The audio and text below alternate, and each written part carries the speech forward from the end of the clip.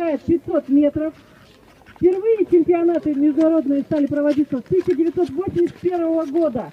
Официально в олимпийский вид в 1992 году включены соревнования по шорт-треку. В Республике Бурятия шорт-трек существует уже довольно-таки долго, около 10 лет, но в 2012 году была образована Федерация конькобежного спорта Республики Бурятия.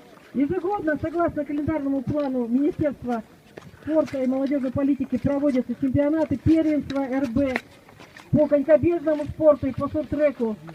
Всего активно занимается 1200 человек конькобежным спортом, из них 90 человек шорт-треком.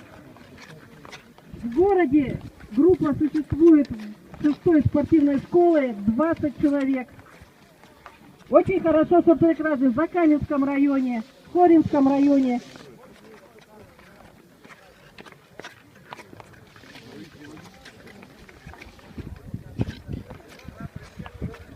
Так, внимание, последний круг остался участникам.